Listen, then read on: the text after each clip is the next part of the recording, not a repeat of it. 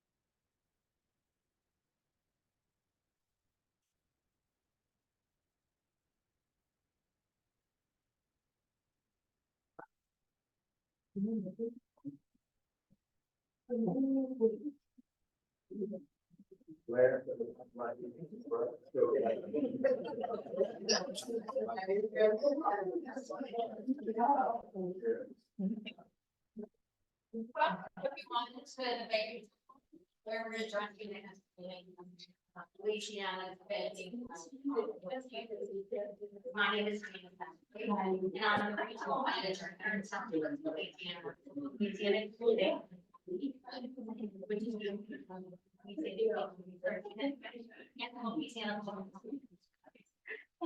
My co-facilitators today, we're going to take the floor of Margaret Stelposa.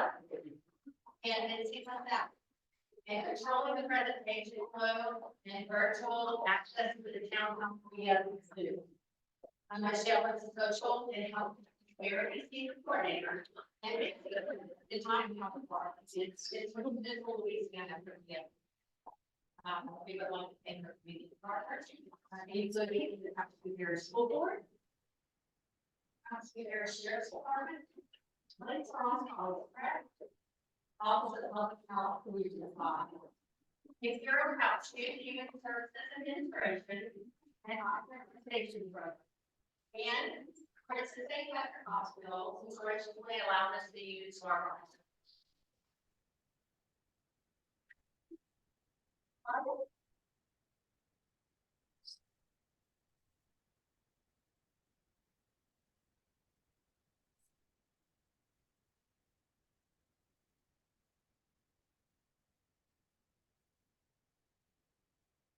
During today's town hall, we're going to be talking about our objectives. The first one is describe. Once you walk out there, you should be able to describe each correct and make products and discuss its perception about vaping. Explain current trends and e-cigarettes and use and the risks associated with them among our Louisiana youth. Summarize strategies for youth vaping prevention and their available for our youth vaping station. These are our objectives, and each of you should have been to that person. After we finish talking about the station and we're going to turn the conversation over to you, the audience, who are in attendance today. We thank you for being here. Meetings are now. We want to hear and come out of it with the needs and concerns of the community and how best to address vaping. And next, I have privilege of Benjamin Rob, Dr. Rob.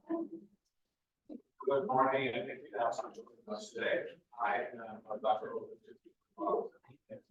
the director of the research, and I also serve as the teacher of the Louisiana Public Health. My esteemed panelists, thank you guys so much for joining us today and for community members and partners that have helped to bring this solution. Greatly appreciated. This is a conversation that we will continue to have as the program of September and the program of it's like important that we are sharing information about what is regarding vaping, and it's important that we provide our resources and information on this. At this moment, I'm going to bring up two people. First one will be within a day. Who is the CEO of Louisiana Public Health. And then immediately following her, we Dr. Ronald, who is the director of Louisiana Research. Thanks so much, Dr. Robinson, and good morning, everybody. Thank you all for welcoming some of us who are not from Lake Charles area, so Lake Charles. I'm really going to be this CEO of LPHI. I'm really excited to be joining with Steph and team members from the Louisiana perspective for living. I don't know if many of you have seen the docu-series on Netflix, which really shows how it will basically hook a new generation of people to not only possible, but vaping products. And I'm really excited about the opportunity to learn for all of you about areas that we reach about vaping, and it's also opportunities to have support people in there. We're really excited about that. And also want to give a big shout out to our team here. Value our team, or I didn't get to work on site to everyone of them and share a day. Really excited to hear about this. So thank you all for coming out. Look forward to hearing your thoughts and seeing ways that we can all work together to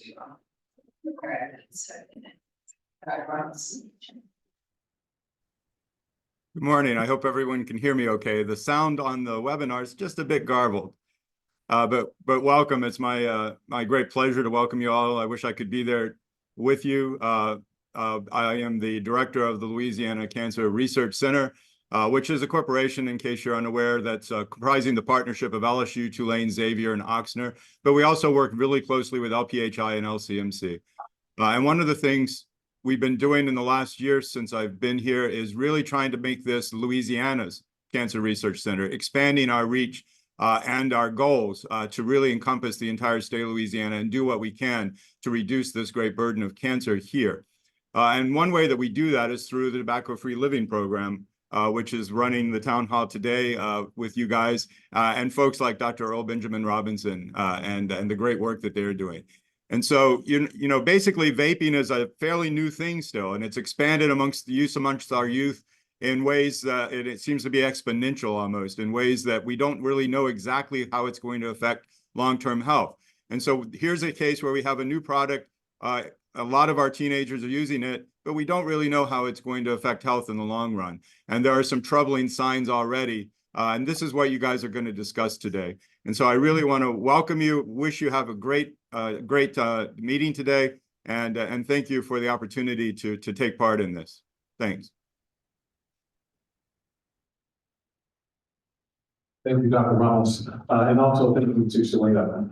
Before I turn it over back to my team, I just really want to take the time to thank each and every one of them, Janice, Shell, James, Michelle, I'm sorry, I don't know why I'm thinking, Bitsy, and James, Iamula, for doing a wonderful, and Maddie, and Dr. Turner for doing, and Tammy, for doing an exceptional job in helping to bring this to fruition along with our partners. So without further ado, I'm going to turn it over. I have to leave and go to another meeting, but thank you guys so much for joining us today.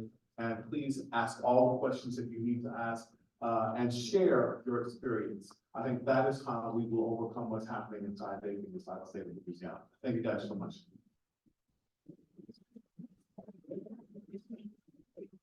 Thank you, Dr. Benjamin Robinson. Now we're going to go to our next speaker, who is Michelle Scott. And she's going to present part of the cessation program. And she's the senior manager of health promotions at TFL, in addition to overseeing tobacco and vape cessation and youth prevention outreach. So I give you Michelle. Thank you, everyone. Happy to see everyone here and the number of people that are on actually Zoom to virtually participate in this town hall. Thank you. So just want to provide everyone with some facts and statistics here in Louisiana regarding vaping. And we're going to talk about why vaping is so prevalent, understanding nicotine, that they're actually vaping, and the effect on the brain in youth, and the effect on their mental health. And so here you just have a comparison of the cigarette, which years ago, youth were initiating cigarettes. In the past few years, we've seen the use of cigarettes among youth decrease, but we've seen vaping increase. Next slide. So what is vaping? Vaping is the act of inhaling and exhaling an aerosol with chemicals that's produced by the electronic cigarette. Other terms that youth use to refer to these products are vapes, vape pen, mods, pods, vaporizers, or Juul. Next slide.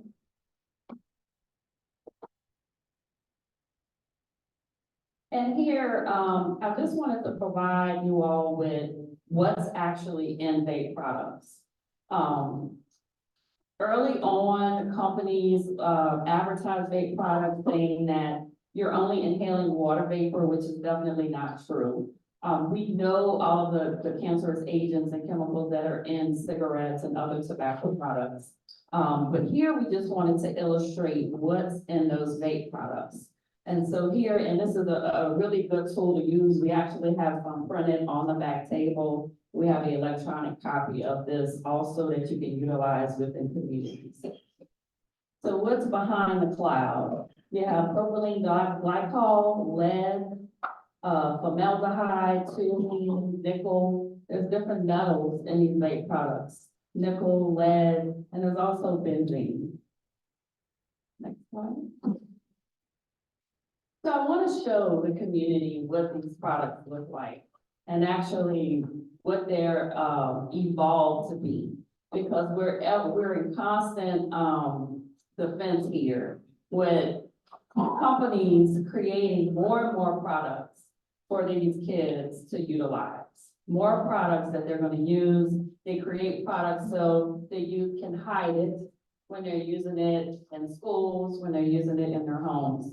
So here you can see these products of the Juul pod that actually looks like a USB stick. Also, there's one that looks like a mouse. You can see the one in red. There's also a smart watch that's actually a vape. And of course, the usual vape pen. So look at these products. They look like supplies. They look like school supplies. They look like office supplies.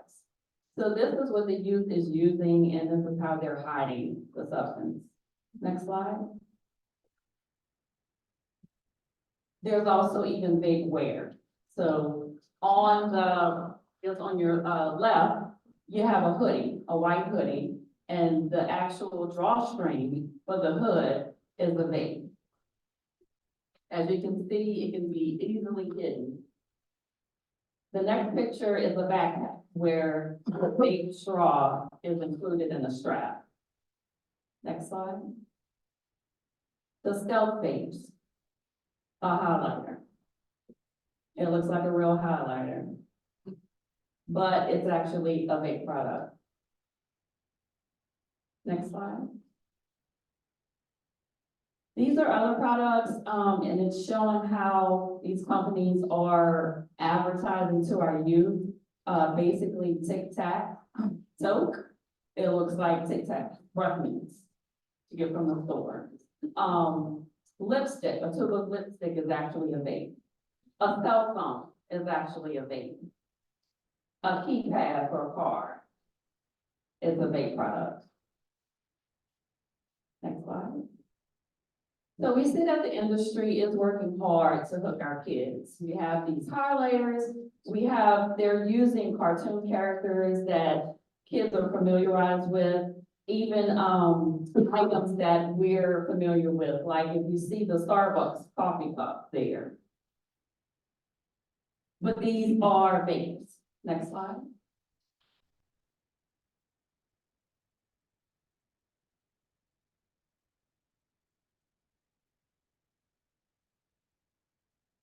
Another one, so this is not an apple juice box, this is a vape product. So just showing you the different flavors that they entice youth with. And this is how they're marketing to the youth. Next slide. And for you to also, as adults, as parents, as school administration, to be aware that this is what's out there. So this, I'm sorry, go back. This product is actually, it's a vitamin electronic cigarette. So it's being marketed as something that's sort of healthy, on the healthy side, but it's a vape product. Next slide. And so showing the targeted strategies that these vape companies use, why quit, switch to blue. So advertising that these products are healthier ways of quitting, use the product, but it's better than cigarettes, to get people hooked on vape. You have the Juul advertisements, they're using huge billboards and other ads. Next slide. Also on social media, which is a big platform to reach our youth. There is a blogger, a person named Danny, that is actually showing you how to use the products and actually promoting different products that he finds out about. And definitely on TikTok, other social medias, Instagram, youth are being exposed to vape products. Next slide. So next, I just want to show you the data, and this is from the 2023 Louisiana Youth Tobacco Survey that we just completed. Our evaluation team, along with the state, did a great job in putting this information together in a full report. Here you can see Louisiana high school youth, almost 1 in 4 high schoolers currently vape. And you can see the comparison of using vape products compared to the other tobacco products. And it's also, it's actually showing the trend from 2019 to 2021 and now 2023. Next slide. And here is for middle school youth. 1 in 5 middle schoolers currently vape. Again, you see that increase in vaping compared to the other products. So most youth first try tobacco, and this is based on our recent survey, 13 to 14 age. Over 1 in 3 youth initiate tobacco by vaping more than any other tobacco type. So vaping is the highest, then it would be cigars and hookahs. More than 2 out of 3 youth, they do not consider vape to be a tobacco product, which is disturbing. So here, and I talked about this before, myths versus fact, that there's no smoke in e-cigarettes. It's harmless water vapor, or actually it's an aerosol that's being created by the e-cigarette when the e-solution is heated up. And so there's benzene in these products, the benzene, which is found in car exhaust. Also, the flavoring, which is diacetyl, is a chemical that's linked to serious lung disease that causes what we call in the medical community called popcorn lung. It also possible cancer causing agents, and there are a number of metals in vape products. So here's the illustration. We just want to compare, because we all know about cigarettes, we all know the amount of nicotine that's in cigarettes, but comparing the vape product to cigarettes regarding nicotine, milligrams of nicotine. So 1 pack of cigarettes, that's 20 cigarettes a pack. 1 jewel pod, 1 small square jewel pod that you see in those pictures, have enough nicotine that equals 20 cigarettes, a pack of cigarettes. So when a child or youth or young adult uses 1 jewel pod, that's the amount of nicotine. They're like smoking a whole pack of cigarettes. 1 fixed pod equals 2 packs, so that's 40 cigarettes. The Soren pod, the one that looks like a computer mouse, the equivalent of 3 packs of cigarettes, 60 cigarettes, the amount of nicotine. It's a good visual to show when you're educating youth in your schools and your community programs, and also good for educating young adults and adults in using these products. So we know nicotine affects every system in the body. We definitely know that it causes about 12 different types of cancers. But it doesn't only affect the lungs. It affects the heart, it affects the digestive system, it affects your skin, chronic conditions such as arthritis. So it affects every system in the body and definitely affects the brain. Slide. So showing a significant effect of nicotine, increasing heart rate and blood pressure, and keep in mind, we're talking about youth whose brains are still developing. Increased anxiety, even though they're using the product to help them deal or cope with situations. They have trouble focusing, trouble learning, negative effects on their attention, their learning and concentration, and their memory.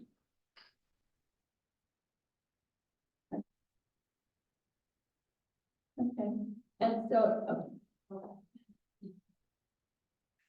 understanding the adolescent brain. So if you can see the comparison, you have a 5-year-old brain, and the next one is the preteen brain, then you have the teenage brain and the 20-year-old brain. At the age of 20, their brain is still developing. Think about young people and maybe some of the crazy, outrageous, risky things that they do just in general. And even at the age of 20, in their early 20s, you know, making some bad decisions, the risky behaviors. Really, the adolescent brain is fully developed in their mid-20s, so age 25. So keep that in mind, that youth is exposing their brains with these chemicals. It makes it highly addictive for them. Next slide. So nicotine can lead to other addictions. This is a study, those who reported past 30-day e-cigarette use at age 18 were more likely to report past 30 days cigarette use, alcohol use, marijuana use, and non-medical prescription drug use at age 19. So vaping is a gateway drug.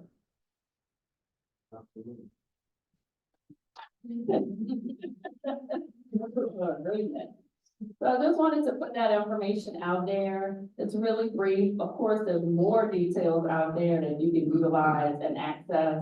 But just for, the time frame, we want to really focus on questions and, getting feedback from the community here. Thank you.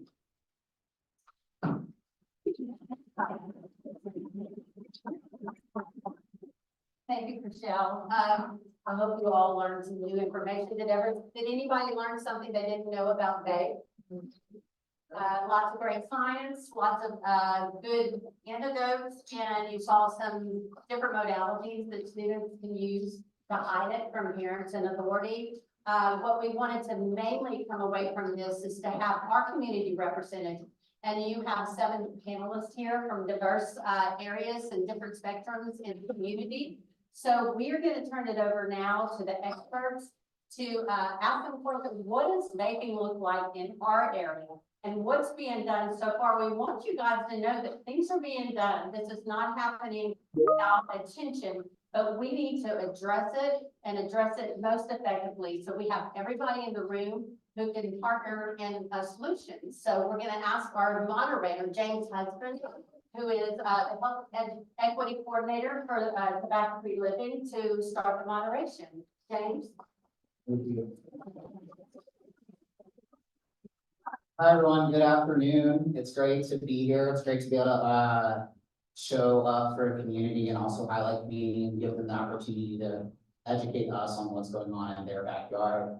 I'm going to give everyone the opportunity to introduce themselves. So I'm going to invite you to share your name with us, your title, your organization, and take a second to describe your role in the relationship to vaping and the vaping epidemic in this area.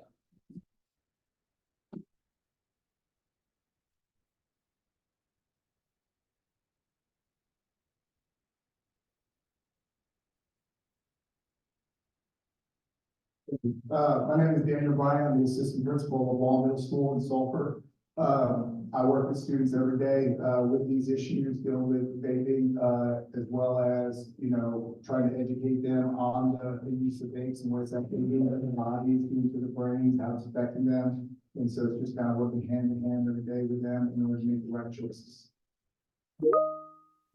Everybody, Lacey Kavanaugh. I'm a family physician. I'm the medical director for the Office of Public Health here for Region 5, but I was in private practice for about 10 years before that. Our team at Public Health works with a lot of community entities on a whole bunch of different projects regarding vaping. We have nurses who may do education in partnership with the school system. Of course, we work with Tobacco-Free Living, but also at our health units, we have 6 health units across the 5-parish region. We see a lot of adolescents who receive other services from us. And so we're always interacting with that group and or talking with them about risky behaviors, including vaping. Good morning. My name is Thomas Focus, Country Parish Sheriff's Office.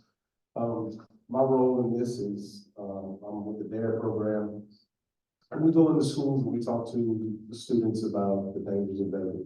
Also, we like to talk to administration and teachers, everyone involved with our children, about some of this stuff they were just showing, about some of these ways the kids are hiding it, what they're doing, try to come up with solutions to better educate them, not only the kids, but better educate our principals and their staff. So.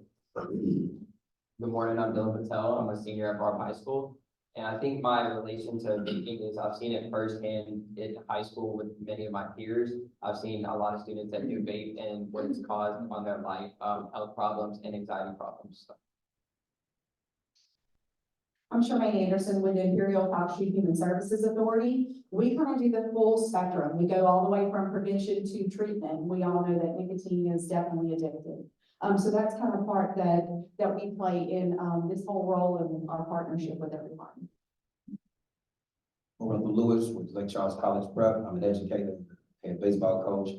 And my role is to gather as much information as I possibly can and bring it back to my students to assist them as much as I can.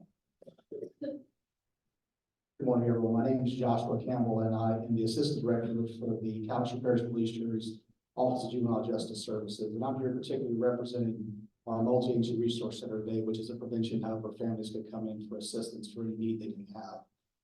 And today I'm going to be talking about a collaboration with the Calhoun Parish School Board, the District Attorney's Office, Sheriff's Office, and our agency, and how we've attempted to decriminalize this behavior and look at it more through a health lens. Thank you, everyone. So for our first question, we're going to start with our principal, Mr. Bryan. What does the youth vaping environment look like in Calhoun Parish? Well, I can tell you, in preparation for this, I looked at some data that was available on the internet. I also, fortunately enough, have a pretty good relationship with my students at my school. And I interviewed quite a few of our people that we call vapes, ones that I know vape, but we've never caught them with a vape. It's all over their social media, but they're not bringing it to school. And, I asked them, do you trust me? Well, yeah, Mr. Bryan, I trust you. Well, would you mind helping me out? And they gave me the real talk, and the data that they were showing about 1 in 5 in middle school is pretty much what I heard from the students that I talked to. When I said, give me a percentage that you think at this school right now are using it, and they're like, everybody. I'm like, come on, everybody. And they're like, there might be a handful here and there, 120 in one grade level, that maybe 20, 25 that don't, but the rest are. And then I'll bring a lot of them are doing it socially. And the biggest thing they said is, even the ones that you wouldn't think, that if you went and talked to the parents and told them you saw them with one, they still wouldn't believe it, just not my kid, And so it is very pervasive, it is everywhere. Looking at the statistics, right now, we're 7th in vape use among adults in the United States from what they looked at and the polls that they've taken. And being that high, most of the students I talk to is they begin the process with those older siblings, older cousins, that end up having access. And then, it's, well, I'm not going to tell anybody, it's cool, whatever, if you want to do it, do it, it's getting passed to that next generation because of that laissez-faire attitude. You're talking to a lot of them, that parents do know they do it. It's, well, why are you allowed to do it? Well, parents just get beat down. We punish and we punish and we punish, and then after a while, they're, you know what, you do what you're gonna do. It's that lack of vigilance that's really contributing to the increase in students staying with it. The ones that I talked to that are now 8th grade and they got caught in 6th grade, he's still doing it. Most of them don't. Why not? Well, I just kind of started when I got caught, and then once I got caught, I figured it wasn't worth it anymore. They didn't really have a chance to develop that addiction yet. But I also have a daughter in high school, and she tells me all the time, kids just walking around. You got a nigga, you got a nigga, you got a nigga, you got a car. And so it's just the pervasiveness of it is scary. So hopefully here we can get some ideas put together and we can help our youth make some better choices. Question, in your experience, out of the younger kids, the middle schoolers that are vaping, what percentage of them are using, nicotine containing products versus some of the nicotine free vapes? Oh, they're all nicotine based. I haven't gotten one that's not nicotine based. That's kind of why they're doing it. It's because they end up getting that level of nicotine in their system.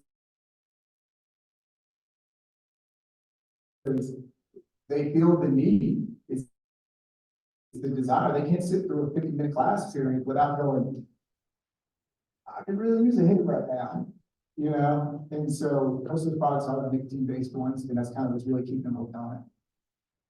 Just I'm gonna interrupt. Oh, no, Sorry, no, I'm gonna interrupt really quickly. We do have a portion at the end for community questions. We also want to highlight community questions first. So, I want y'all to take those questions, write them down for me.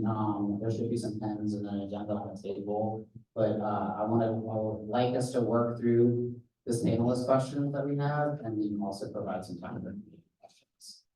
Thank you for your answer. Sure. We apologize for cutting you off. In an effort to also, we'd like to hear from the student, right? So we want to hear what, and to help support other, stories and hear from folks who are experiencing it in different ways. I'm gonna pass, the mic to Mr. Patel and ask you, as a student, what have you observed regarding vaping amongst your peers? So as a student, I've observed vaping is quite prevalent, amongst a lot of high schoolers. Going to such a big school is so easy to hide vaping. Maybe in smaller schools, it's easier to contain, but I know in such a, like one of the biggest schools in our parish, it's very hard to contain that vaping problem. And, a lot of students are experimenting with it, and some of them regularly use vapes. Some do it out of curiosity, while others see it as a social activity or a way to cope with stress. I think this town hall is a great program to help bring awareness to vaping because it is a huge problem. But I think a lot of students started calling vapes other words. They know vaping is a bad term, as in like they see the health issues that go along with the word vaping, and they start calling it nicotine or other words, nicknames for vaping, and that is what's said around school amongst a lot of teens. I know that vaping has been a huge issue with health issues in school. A lot of students can't sleep, they crave vapes in class, they try to hide it discreetly, or they go in the bathroom. You'll see a lot of kids, pass it amongst their peers, they see someone else doing it and they think it's cool, so other people start doing it and they use it to fit in, and so I think that's one of the biggest problems with vaping and in the high school community. Coach Lewis, we're gonna pass it off to you to follow up. As a coach, mentor, and educator, how can we best engage parents to get involved and informed about the content? Okay, so the first thing is the parents have to understand that this is a problem. A lot of times you do see, and I think Principal Brian said it best, they don't understand that it's a problem, or they may think it's a problem, but it hasn't hit home yet. And so when it does, it's almost too late. So I think town halls like this, education, they need real stats like today, because a lot of this information I didn't know. And so I know as an educator, I'm with the kid 8 hours, 10 hours a day, even as a coach, even longer. This is great information that they need to know that this is addictive. It's not something that is just a fly by night thing. This is affecting your son and your daughter tremendously. And so with that said, with the town halls, I think parents need support groups amongst themselves and with their students and with their kids. And again, just the education of everything, because it is fairly new to some. It is fairly new. And they don't know the risks and the factors involved with it. But if they do, and if the information is constantly put in their faces to say, hey, here's the result of your son, your daughter thing. Here's the result of this. And I'm sure eventually we'll find out that this has long-term effects. I see it every day, even with athletes. I know back in my day, I'm not saying that athletes didn't do anything, but it was almost like you see it and it's in the off season, you do whatever. It's not like that anymore. I literally see kids going through withdrawals with vaping because they can't cope. They're trying, and we're talking about 14, 15-year-old kids. I polled my classes. I teach 167 ninth graders. Ninth graders are impressionable. Ninth grade is just different. Just put it that way. But I polled them yesterday and I asked them, because they do trust me. And I think principal said something that's very, very important. You have to have a relationship with the students in order for them to open up to you. That's very important. But I polled them and I asked them, I said, hey, how many of you vape? How many of you use nic or have tried it before? Out of the 167 students that I have, over 160 said they have. And so I'm sitting there like, this is amazing information. Number one, because you actually told me. And number two, like you're honest. And so my follow-up question to them was, how many of you will do it again? Out of that number, over 150 said they would, which was alarming and scary all at the same time. And so I think that information coupled with This information that's given, the statistics, the science behind it, we put it in, we give it to our parents, we put it in their faces, and we show them, hey, parents, this is what's going on.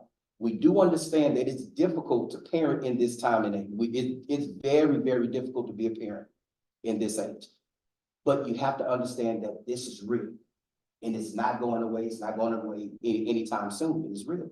So we have to come together as a collective to do something about it. And we also wanted to have a follow-up with that as well. You know, we're hearing from leaders, we're hearing from statistics that there are a lot of kids vaping in schools, a lot of youth vaping. So we wanted to ask you and invite you to share more information on that. So do you find that there are a lot of students vaping at your school? And also, in what kind of situations have you seen your classmates vaping? So that 1 in 4 statistic that was shown earlier, I think is pretty true. There's a significant number of students vaping at my school, but not just my school. I think all high schools in our area.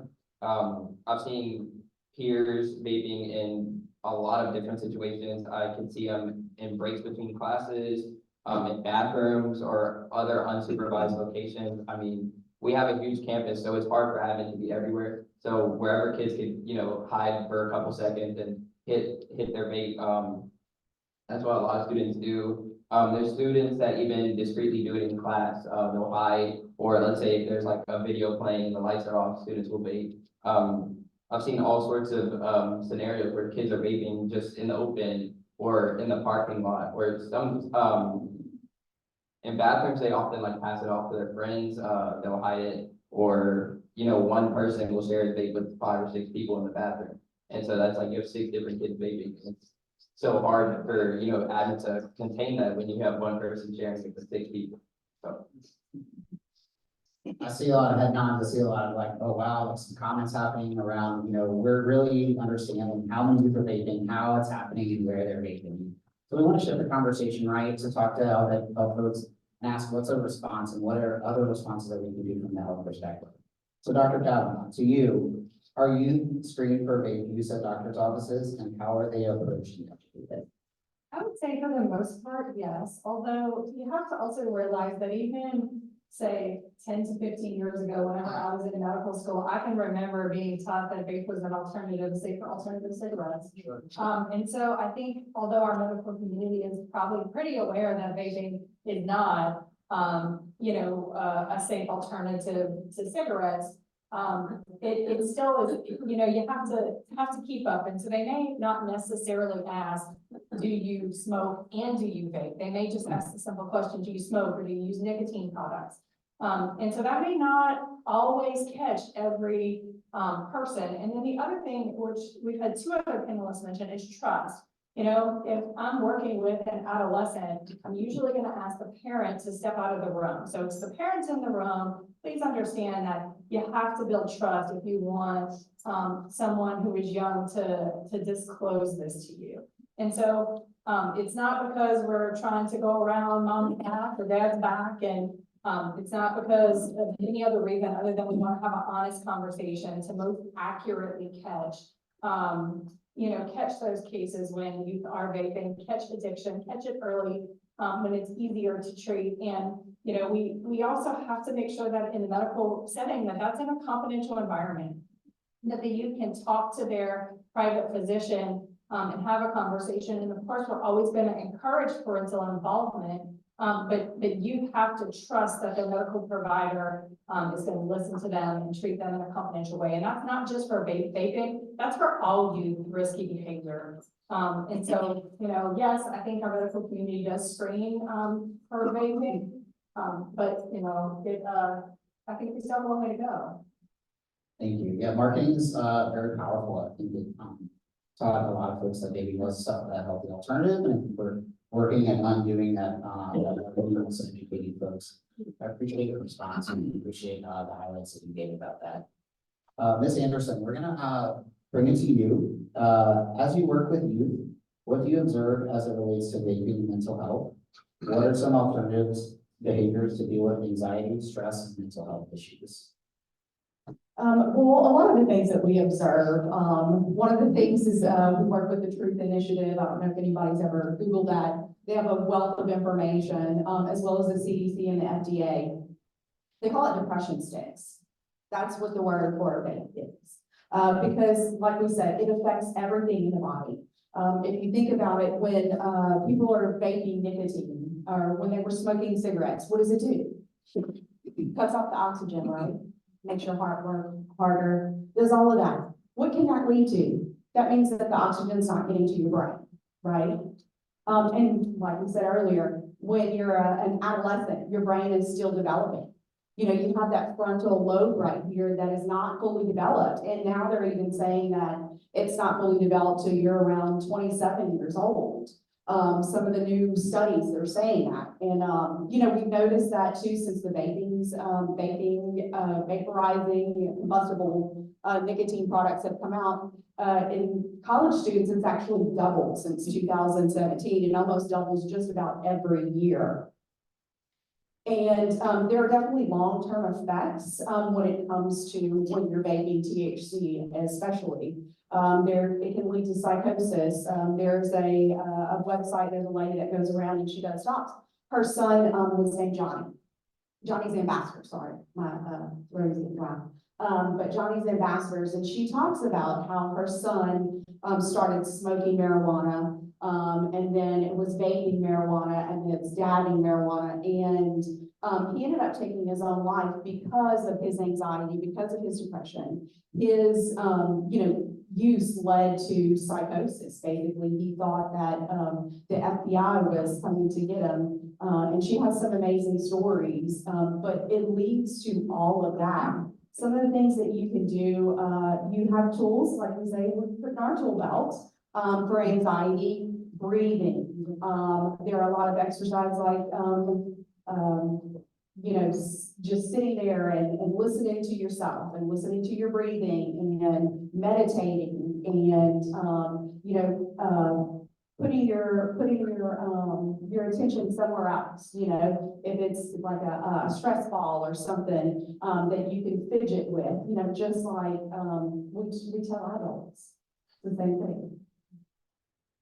Thank you. So it seems like we're hearing we've so far we've heard responses around like, what does the vaping agenda look like, right?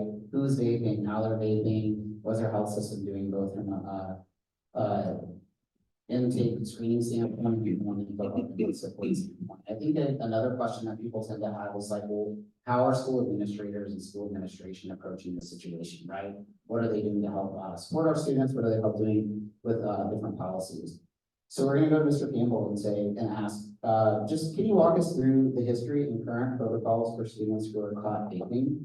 How do we support policies that are non-punitive or less punitive? Okay, so when we're looking at how vaping was traditionally handled, I guess, in our community, we have to look back at how tobacco products were traditionally. In our city here, it's a 14 code citation, which is actually a delinquent type citation. So with this, if a youth was caught in the school with a tobacco product or a vape product, it would then involve law enforcement, where law enforcement would investigate. They would take possession of the product, and then a citation would be given to the youth. This citation would then, I guess, roll into them completing an offense report, just like we would for any other type of status or delinquent offense the youth may be involved in. That would then go to the district attorney's office, and the district attorney's office would make a decision whether or not that youth was going to be petitioned to court or if they were going to be allowed to go through diversion. Understand though, with it going through these formalities, this takes quite a bit of time. And it took a lot of time off of the resource officers in the school because they are there to protect our school campuses, make sure that our youth are okay. And they're doing a lot of paperwork. I'm sorry, can you lift your mic up? Oh, sure. Yeah, great, much better. I apologize. I've never really been accused of being too quiet. But what was happening is that they were getting inundated with paperwork, these office reports. And then these office reports were leading to the district attorney's office. And they have a lot of other concerning offenses that are coming in, right? This is a tobacco or vaping charge.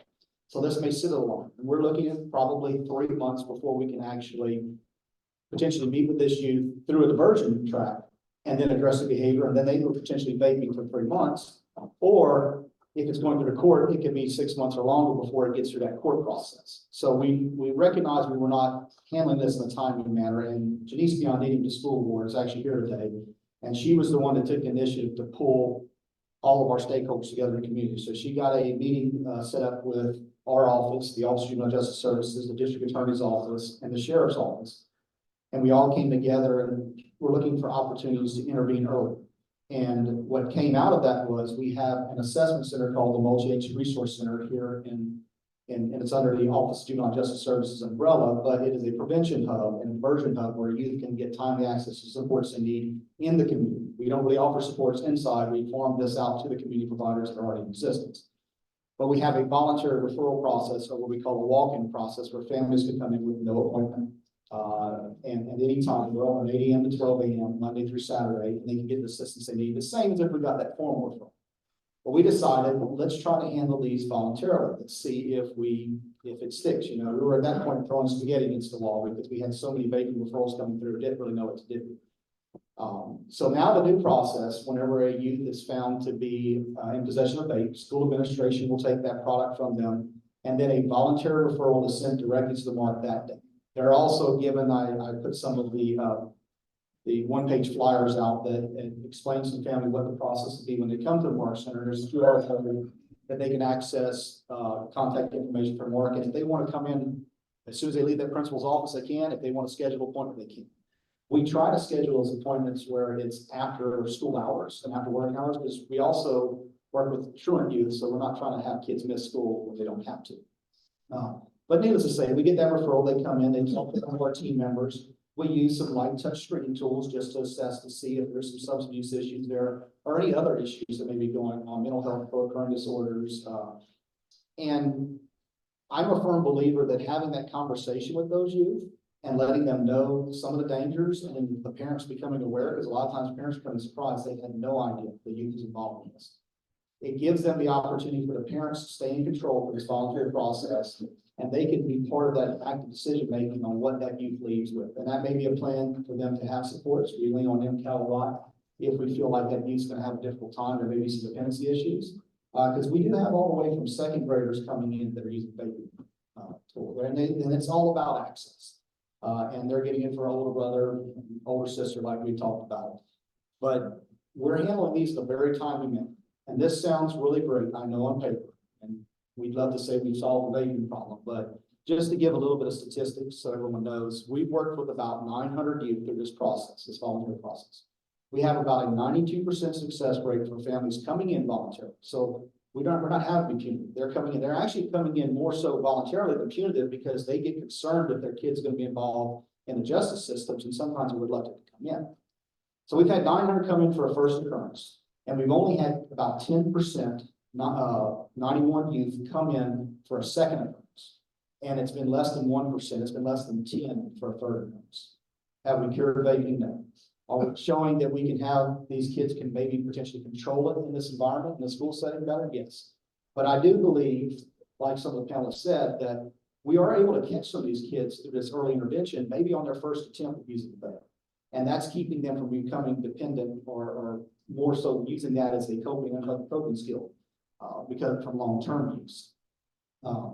There's also an interesting thing about access when you look at access. So we were averaging getting about 100 vape referrals a month from the school system. And then in October, Louisiana passed a law. There was a tax, I believe, where all of the vaping products need to be registered. In October, they started coming off the shelves. And we started looking at numbers. I didn't know this. My data analyst actually told me this.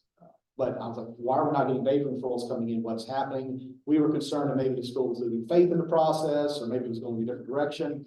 And talking to school right now, we're not seeing as many right now. Well, it was off the shelves. Now it's back on the shelves, and sadly, January and February, we bounced back up to having about an average of 100 of those referrals coming in a month. So it's probably going to be difficult. This is a big fight to keep it off the shelves, but it looks like with our youth, it's really just comes down to access as to how much they're going to use. We have the opportunity to work with more youth through this voluntary process, and you always want something good to come out of something bad. And what we decided with the school system, we started looking at other behaviors that we were seeing in school and realized that we could decriminalize other behaviors too. So like our zero tolerance processes for school fighting or some of the misconduct, instead of sending in a formal referral for a status or a misdemeanor offense, they're coming to the marksman voluntarily. And we're even looking to push that through truancy, because right now we have CWA representatives. They're inundated with a lot of things. And once a kid misses about 40 days of school, it becomes very difficult to turn it around. Now we can get those referrals voluntarily in 7 days, and we can work collaboratively with the school system to hopefully get those kids back in school and help them families understand the importance of it. So not that I want to say that vaping is good by any means, but if we're going to deal with struggles, we need to try to look to see what we can evolve this to. It's given us a whole new population of youth to work with. These 900 youth that come in, only a handful are actually on probation or have ever come in contact with the juvenile justice system. So we're able to screen for underlying behaviors. And the hope is if we can address those underlying behaviors, they won't snowball, I guess, to the point where they will come to our doors through a more formal process. So that was very lengthy, I'm sorry, but there's a lot of pride to be taken in this room whenever all of these people came together, all these stakeholders, and realized that this is not going to be fixed punitively, and it's not going to be fixed in the criminal justice system. And these are kids, and it's better to look at it to the health model. So we've done some really good work, and through, Janice, I guess, starting this process, we're hoping this will continue to evolve with the partnership. Thank you for sharing. That's a excellent response, very in-depth. I really appreciate the time that you took to walk us through that process. Not just in your response, but in another panel's response, we've heard about access and we've heard about parents needing education. So we wanted to ask Officer Clovis, is the community, such as parents, teachers, and other adults, being educated about more modern vapes and devices out there? Thanks, sir. I appreciate what everybody's saying. And it's great that we can all be together and talk about this because it is a real problem. You said a second grader, but I just brought a couple of things. I got these from a kindergartner who was vaping. And I thought, once I got to fourth grade, I thought they were sending a second grader, but this kindergartner was basically in the car with mom in the car ride around that morning. And when mom was talking to the teacher, she just grabbed it and brought it into school. She's sitting in the hallway, crisscross out the sauce, minding her own business. She just pulled it out and started vaping. No, she doesn't know how to vape, okay? But she saw mom doing it. And when you're in kindergarten, mom does no wrong. All right, so I tell middle schoolers, we tell our middle schoolers and high schoolers, hey, your younger sibling wants to be just like you. So if they see you vaping, guess what? They're gonna vape. Okay, so if you choose to continue vaping, at least hide it when your younger sibling can't see it. So that's an education point. We look at smoking cigarettes. The first cigarette was rolled up in the 1700s. So we have from the 1700s to 2024 to do all this research to see what happens as a result of people who smoke tobacco, smoke nicotine. We don't have heart disease. You don't get lung cancer. We know all of these things. But vaping just came around in 2007. Somebody in here probably wasn't even born in 2007. All right, so I'm vaping, you're guinea pig. Okay, everybody who vapes now, you're just a guinea pig. We'll find out 100 years from now what happened as a result of you vaping. So education is very, very important. So many things I heard people saying today when the little bills were going up on the screen when she was giving her presentation. A lot of these things are some of the things I talk about when I go into the schools. If I want to get teens in trouble, I'm not trying to get them in trouble for vaping. I just want to be able to educate the teachers, the principal, while educating the student at the same time on what to look for. So these same things right here, we talked about it having the same amount of nicotine. This is a health bar, the same amount of nicotine as a pack of cigarettes, right? So we're talking about 20 cigarettes. But we look on the health bar, it says BC 5000. The 5,000 stands for 5,000 puffs. All right. Now, while the amount of nicotine in this is the same as one pack of cigarettes, there's 20 packs of cigarettes worth of puffs in the health bar. All right. So one pack, yeah, the nicotine, and it also depends on what vape you have. Some only have 38 milligrams. They make some with 90-something milligrams of nicotine in it. So it depends on what vape you have. This is a disposable. A health bar is a disposable vape.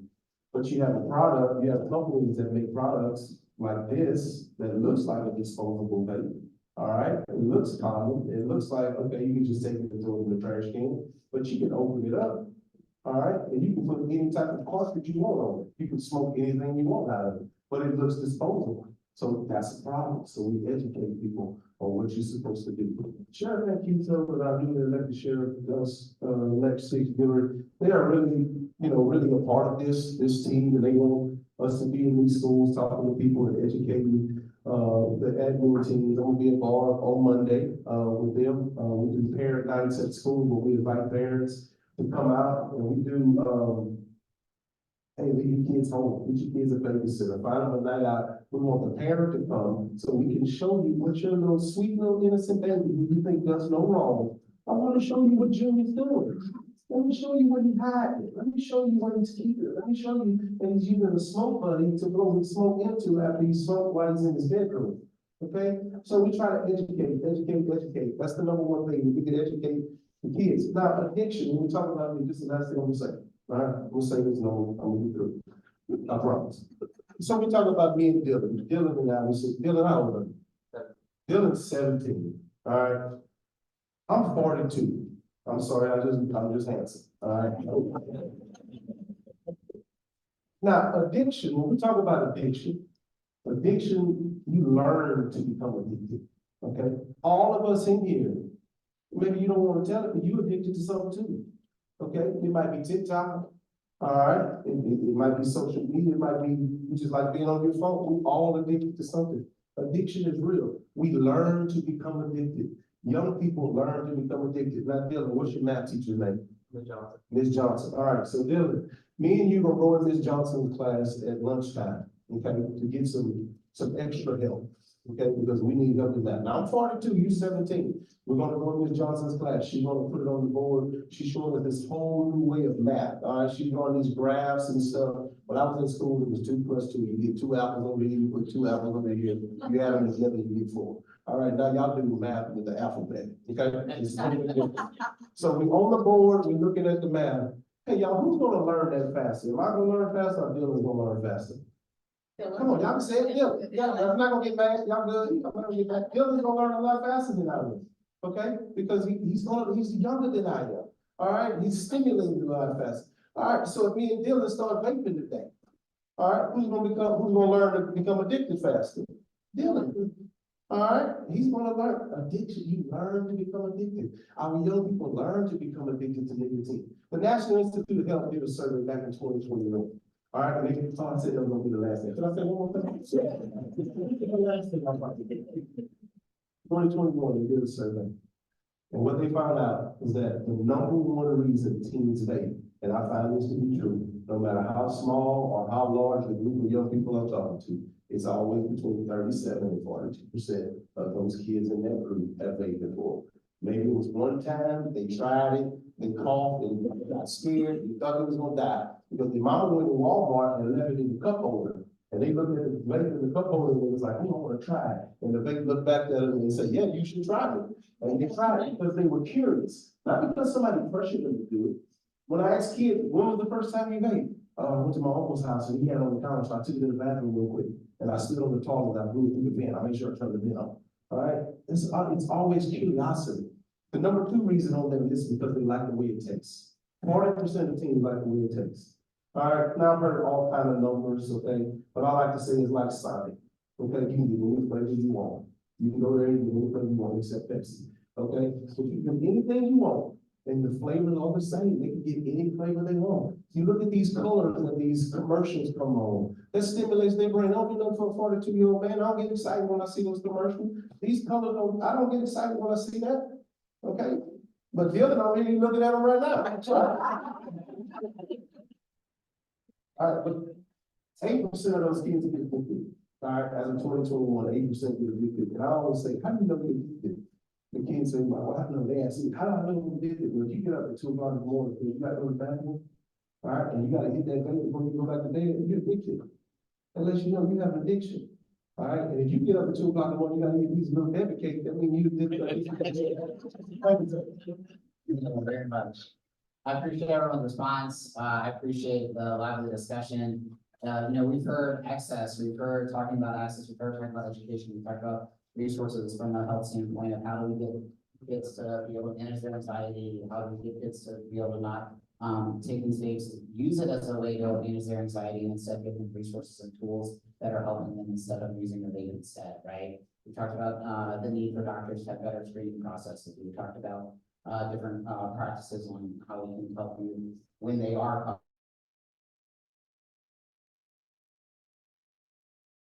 chance to be able to provide this question, right? Earlier, I promised that was a section that we have. I'm ready to go through on that promise. We're ready to hear from y'all and hear the questions that y'all have.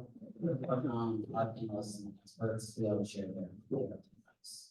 I'm gonna pass it over to my good friend Janice up here. Okay, I just want to thank, the community, leaders today for being here. A lot of people in this room, I'm looking around and y'all pointed me to the people you see in front of you.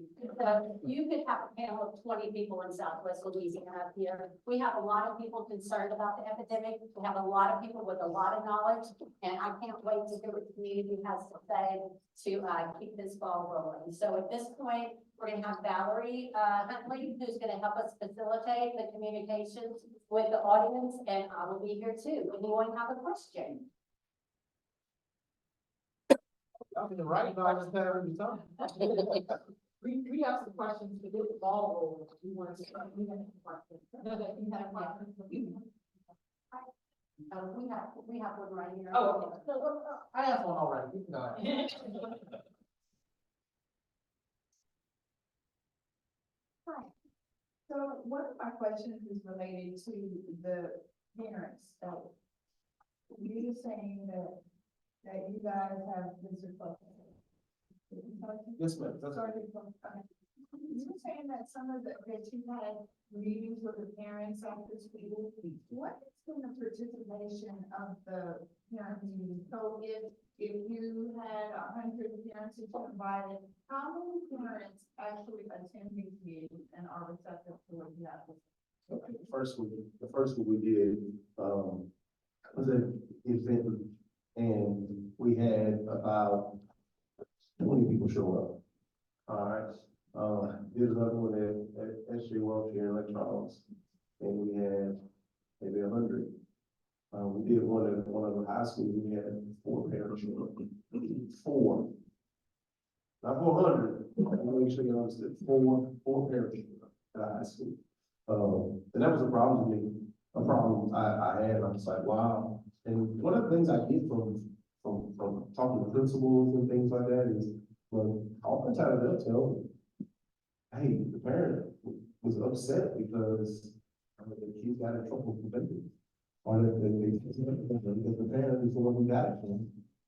And I have friends that I went to school with that tell me, I don't want my kids vaping at school, so I buy vapes to vape at home.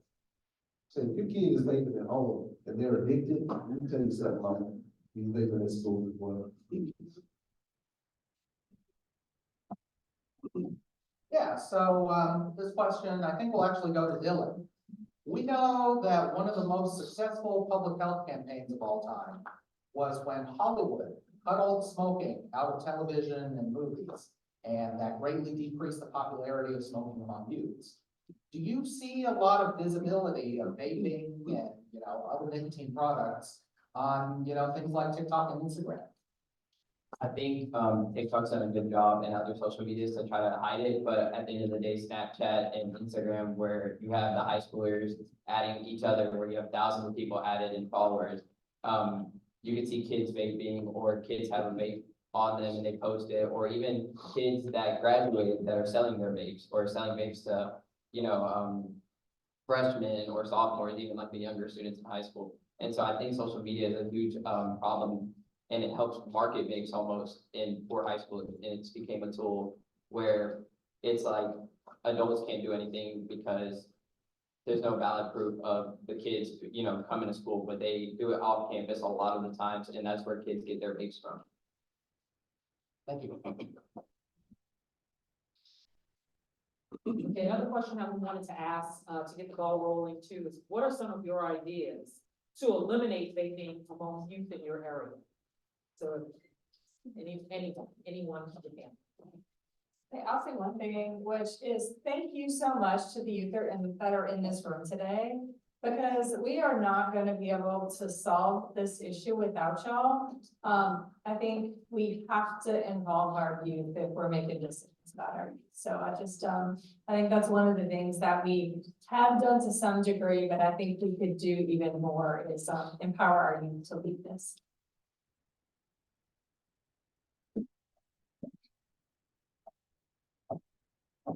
I'm very real when it comes to dealing with you. You know, it's one of those things that they're very real people as well. And they appreciate the honesty and the realness. And, you know, when you talk to the youth, I don't know how many people in here might have smoked growing up. You know, it seemed like growing up in the 90s, everybody was smoking.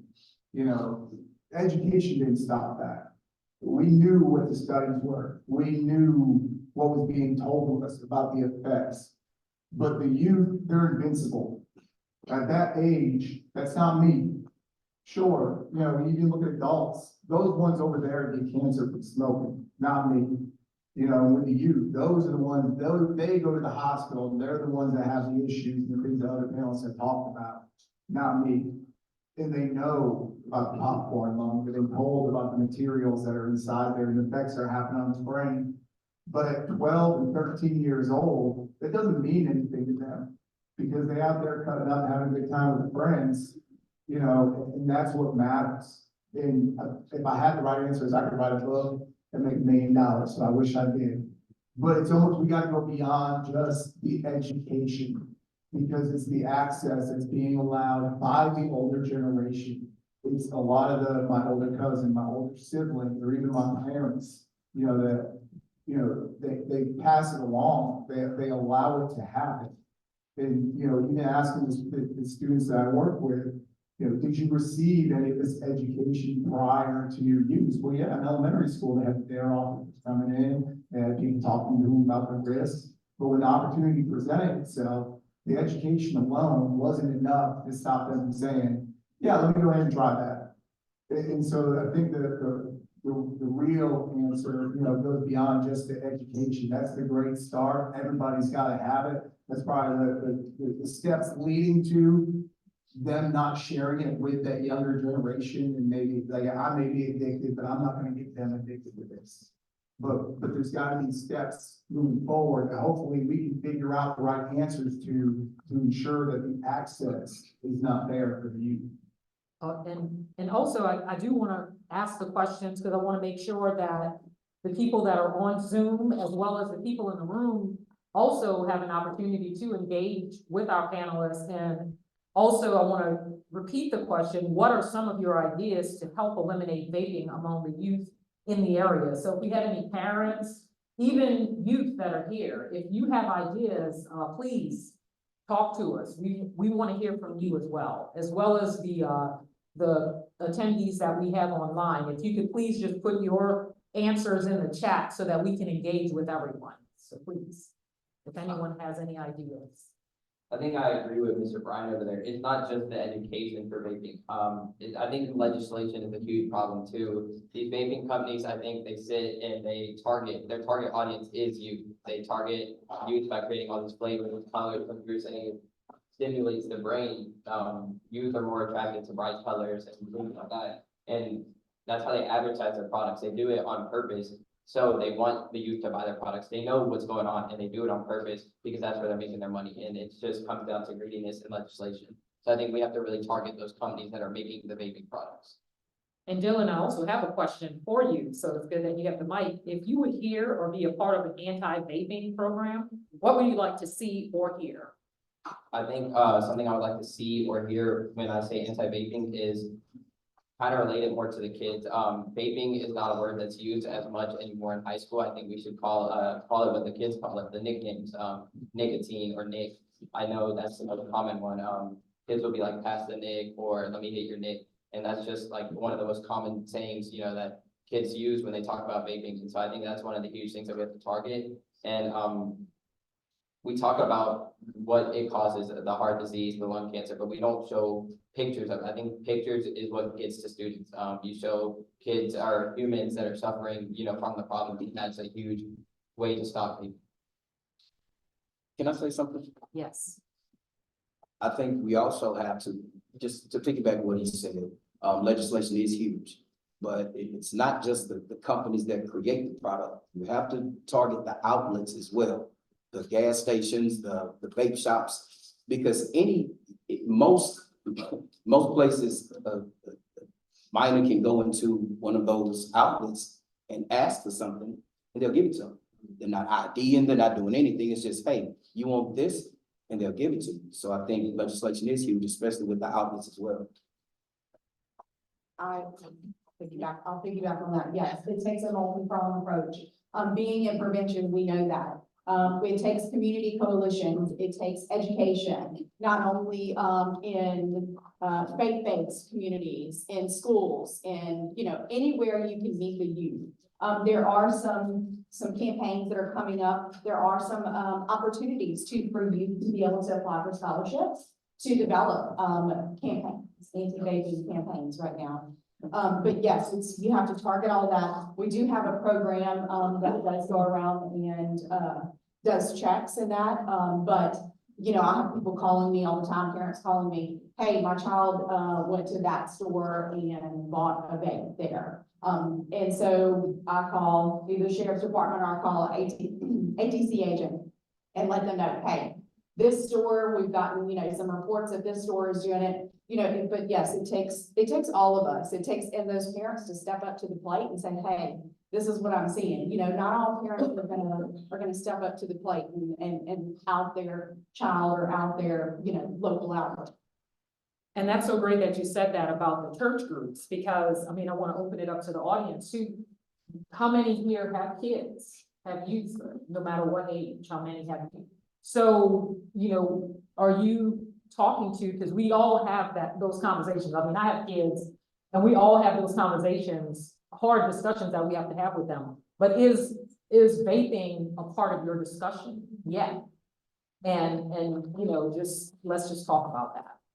Is vaping a part of your discussion with your kids? Or if you don't have kids, with if you're in church, the youth groups that you interact with in church, and what you would want to do differently if you haven't had that discussion. Does anybody want to answer? Yeah, I was a youth minister for 15 years. I recently stopped doing that, but I was very open about the dangers of vaping. And so many of them just think that that is a normal part of being a teenager is vaping. It's new to most of us, but it's just something they've always been around. And so it's just a part of their normal activities. But yeah, being very open with them and honest about the dangers of vaping. And what really relates to them most is personal stories. Like if they know somebody that something bad happened to them as a result of vaping, they're more likely to listen. So if, people that can relate personal stories is very helpful. That's basically what I was gonna say is with our program that we go into the school, our education program, and go into schools and we facilitate, we've made it more personal towards the students. Like we've got more pictures, more of the brightly colored things, and our slides are really interactive and things like that to get their attention and actually get them engaging now. And compared to what it was before, vaping has actually become a big part of our last session with this name brand and addiction. So we're covering a lot of that now. And we're in multiple schools at this time, facilitating them to them. So we've really tried getting all that information to them that way.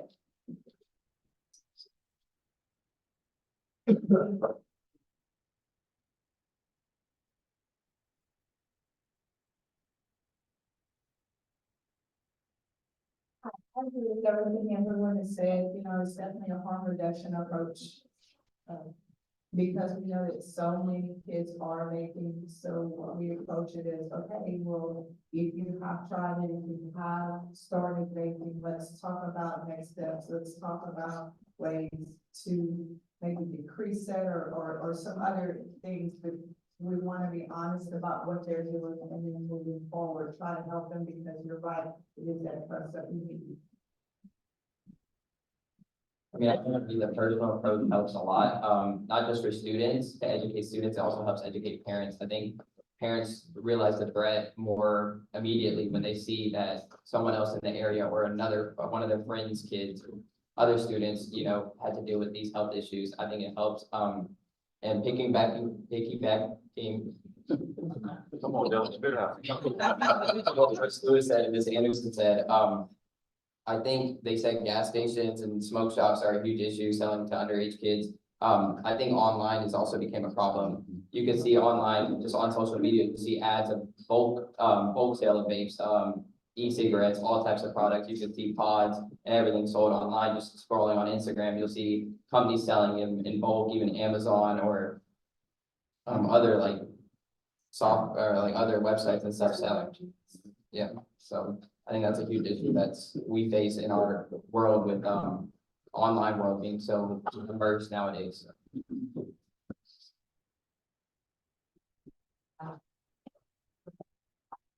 I wouldn't say, but honestly, I'm sitting here listening to everybody's ideas, thoughts, opinions. I'm really, because I'm really the kids into talking about it. I'm in the millennials into talking about it. I feel like the upbringing of a lot of us is what causes us to do the things that we do. And like the world has changed so bad on us, so fast.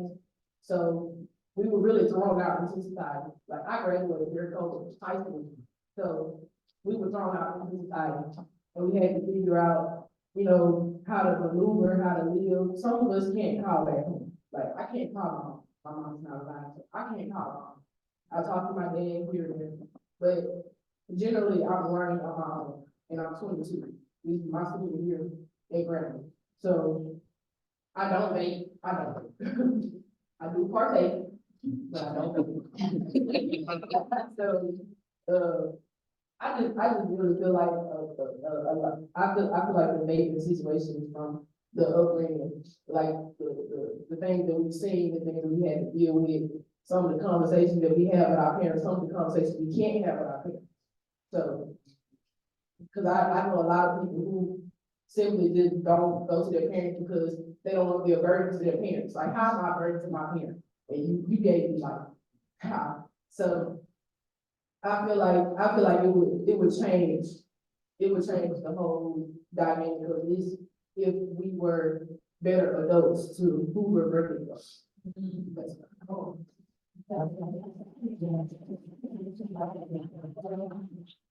Not for anybody in here is bad though. Not here is bad though, like you're the bad parent, but we are not all perfect people.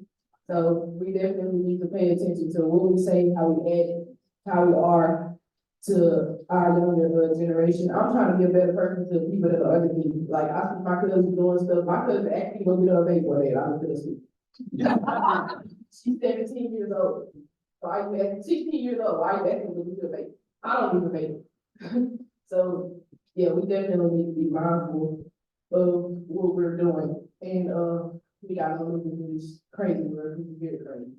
So thank you so much. Hey, for real quick, just kind of go along with what she was saying, you know, there's some things I've been recently doing, you know, there's a lot of research and a lot of talk around the use of cell phones in adults, you know, and like,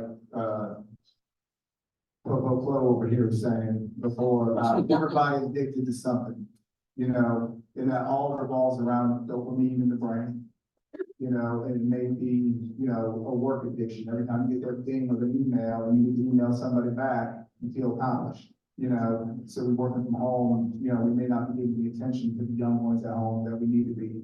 Maybe playing the games, the Candy Crush and we're doing on our phones, you know, and how many instances are children having to fight for their parents' attention with this? And like she talked about the conversations that we're having with the young people. And a lot of that's not happening and, you know, not wanting to feel like a burden on the parents because every time they get interrupted on their phone in the middle of the game, you know, hey, give me a minute, all right, relax, hang on. Well, now they don't want to talk to you anymore. You know, I know my 17-year-old, she's dramatic. I tell them, hang on a second, it's like, why don't you love me anymore? But, no, this is what happens, right? Yeah. And so it's like, it's one of those things where, it is more that education with the parents there of them, where your child shouldn't have to feel like they're fighting for that attention. You gotta have that relationship where you can have those honest conversations. I don't ever want my child to say, oh my God, my dad finds out he's gonna kill me. I want my kid when they're in trouble to say, I need to call my dad right now. And so it's not about that fear of, you pick this thing up, I'm gonna whip your tail. It's that I love you, I wanna make sure you're safe, and let's make sure we don't start doing these things for these reasons, especially when you start talking about the economics of things. It's not just the health of things. They got now, he's showing those 5,000 puff ones. I've been finding 15,000 puffs, them geek bars, and you can change the denseness or the consistency there of how much nicotine is in each hit. So if you have it just at that low level, you're gonna get 15,000. But if you set it a little bit higher, you're not gonna get 15,000 hits, but the level of nicotine you're taking in with every puff is more. And you're just increasing that addiction because you're getting used to that level of nicotine in your bodies at one time.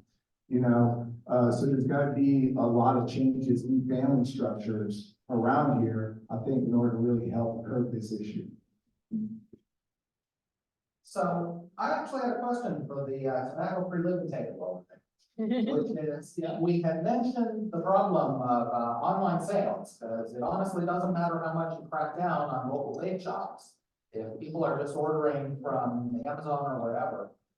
Are you guys aware of any real initiatives that are on a federal level to deal with all the international and, interstate shipping of tobacco products?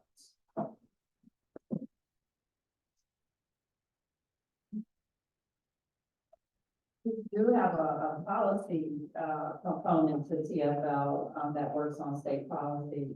Personally, I'm not aware of any federal initiative, but it would have to come from that level to be able to regulate, the stuff that's being done online.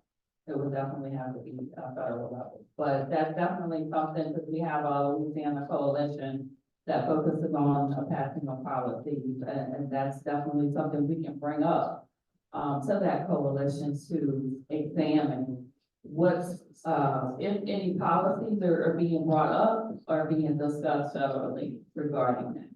So thank you for bringing that up, but that's a good point. It's definitely, because this is being recorded and we have some folks online that are from other states too. So that's definitely something, an approach that we need to look at. Thank you for that. Yeah, another.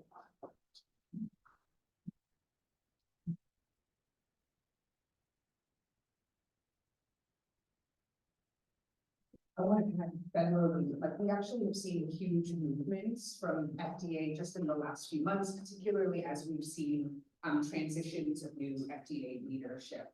And so we actually are seeing FDA come out right now with some pretty strong initiatives looking at retail facilities, that consistently across the United States, like folks have been reporting time and time again, and then doing significant enforcement, right? So of course, there's within all legal and legislative frameworks, there's certain powers that different federal agencies have. And so if you check out FDA's Center for Tobacco Products, you'll see that consistently, particularly in the last year, there's been big movements to try to shut down problematic retailers or retailers that consistently are selling illegal things, or that we're consistently seeing them sell to underage youth. So we can also send that out to folks that have registered. But at the federal level, within FDA's purview, they are certainly making more moves to address retail initiatives. Can I just ask a follow-up question though? We're talking a lot about nicotine and addiction, and I appreciated some of the comments around it being a learning behavior, and simultaneously, like, really always want to talk about how nicotine is an addictive substance, right? And so it's not just a learning behavior, right? Like, we actually have real brain science that impacts young people's you know, like both their addiction to nicotine, but also the withdrawal symptoms that become that mutually reinforcing cycle. And I'm just wondering if you all are seeing any opportunities to think about intervening with therapeutic interventions, right? Like, knowing that this is an addiction, are you working with any school counselors or social workers or addiction counselors in school settings or in the criminal legal system setting to think about the way we intervene on vaping as therapeutic versus education? Just curious.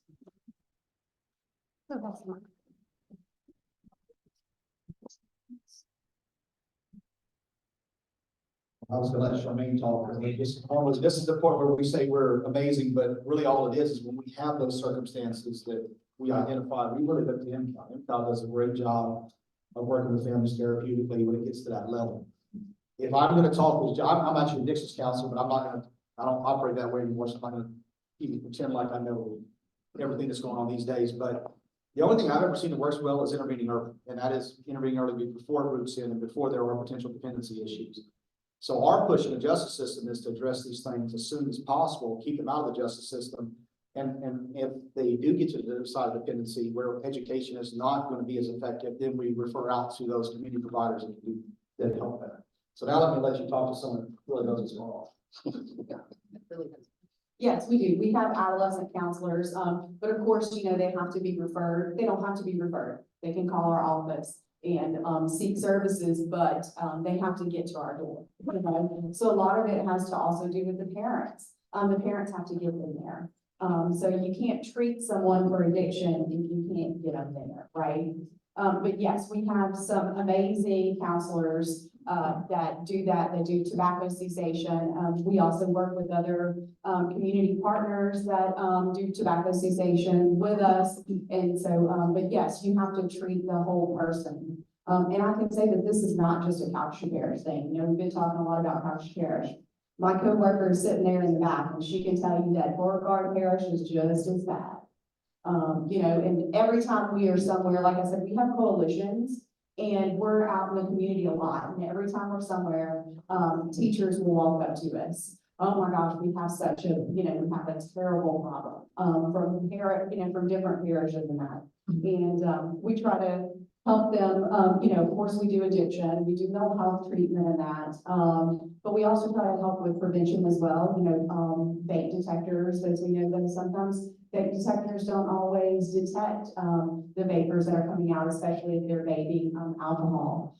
Some of the cool things though about vape detectors now is they listen for keywords like suicide, vape, you know, any one of those, you know, words that make your spidey senses come up, and it will immediately alert the office, the front office.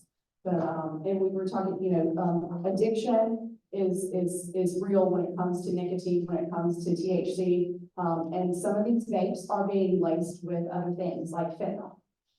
There is actually a rapid test that you can do with a little swab, and it'll tell you kind of what's in that.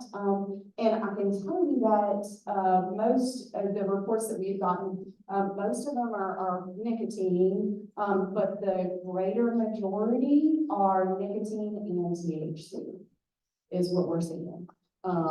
So yeah, and if you think about it when it comes to mental health as well, you know, addiction. The American Heart Association did a study of over like 2,500 people, 13 to 24 ages. And 50% of them that were vaping reported that they had had suicidal ideations in the past 12 months, as opposed to a third of the people that they polled that did not. So you can think about it both ways, addiction and mental health. And like I said about, you know, the young man, Johnny, earlier.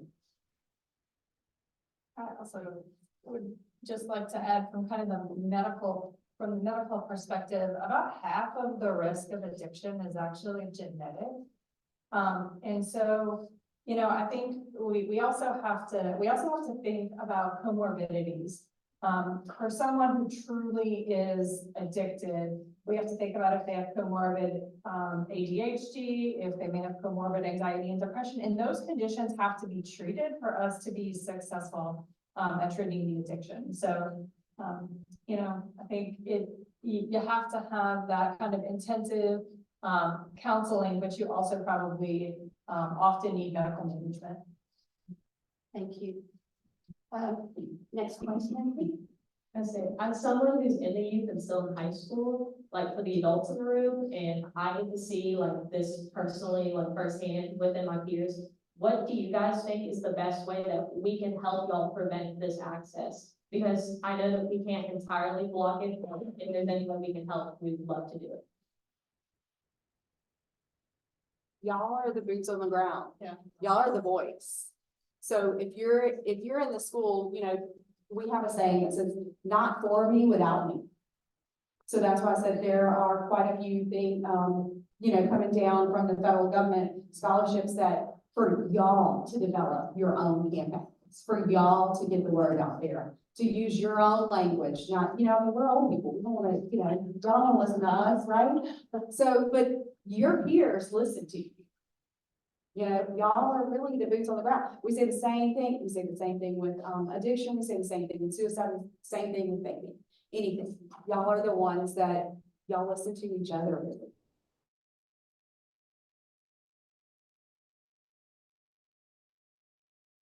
Just anything, almost suicide, addiction, all those things. We gotta make vaping not a danger word. Kids hear vaping and they don't wanna talk about it, they close up and they don't tell people. So the more it's commonly talked about, the better it is for kids to talk about their problems with it. And, same thing goes for suicide and, a plethora of other things. So I think we just gotta make awareness about it and make it easy to talk about, so.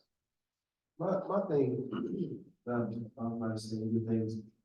I like what y'all was saying about what we're gonna do about the people that's getting them in the hands of the young people.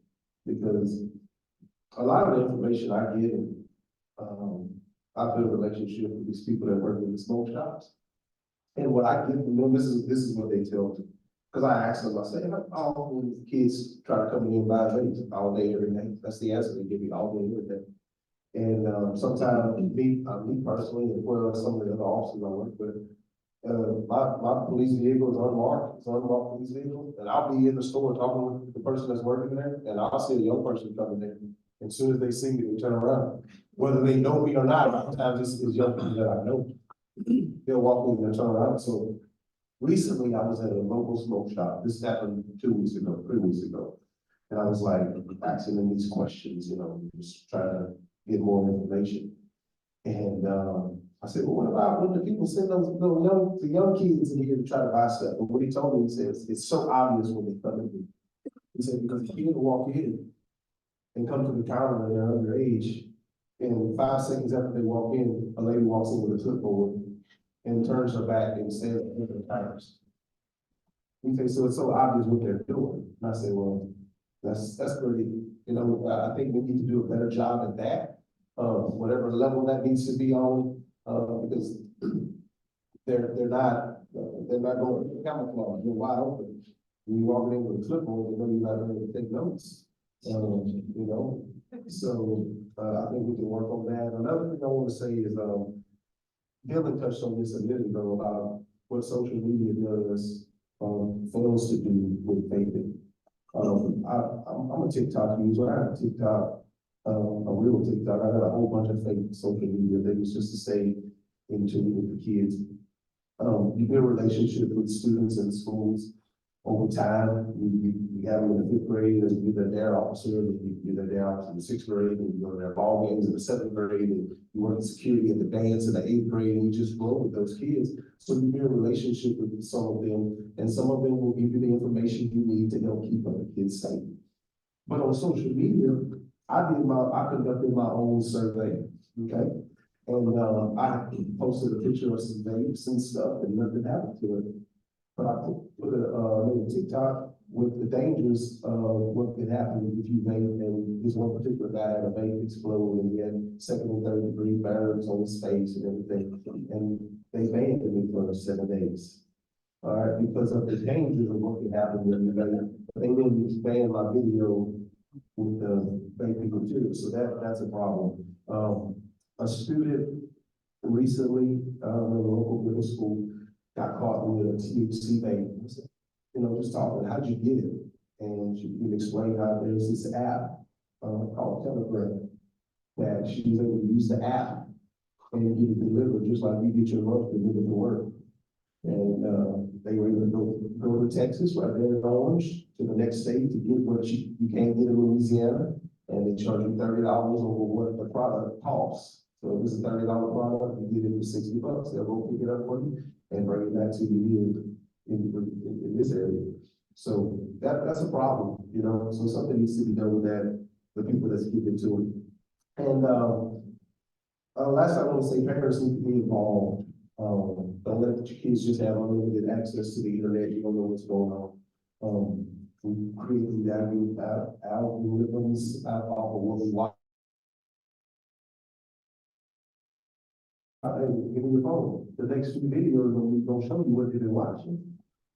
All right. Just be involved. Not be parents, your kids, friends, be their parent. Okay, be their parent and step up and. We said, don't make it a fear factor. All right, but we need to talk about this. All right, we need to talk about what you got going on. I need some explanations. All right, and I think that's how I feel. But parents need to educate themselves. Yeah, parents need to know about it. So, and show up when we have a parent night. So I have a question, and this is actually a question directed at the youth in the room. I'm curious from your perspective as a youth, do you think that there is moral judgment or stigma associated with vaping and/or addiction? Because, you know, I wonder if our community is a safe place for you to talk to adults about vaping or about addiction. I think often many youth are scared to talk to administration or counselors about it. I think they get scared that if they open up, that they could get in trouble, which is, I mean, you know, teachers, counselors, admin are mandatory reporters, so they have to report anything that they hear. But it comes down to the youth are scared to talk, and I think if we open up about how they can talk and they can't get in trouble, or, you know, the program that Mr. Campbell was talking about, where they don't face those punitive damages, where they can go through counseling and break that addiction cycle. I think those are great programs, and they just need to be more talked about for kids that do face vaping.